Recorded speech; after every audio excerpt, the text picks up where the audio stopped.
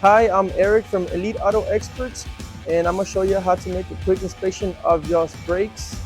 If you can see, this is a 2016 Ford Focus, and I'm gonna explain to y'all where the caliper, the rotors, and the pads are at. If you can see right here, this is the caliper, this is the rotor, and these are the pads.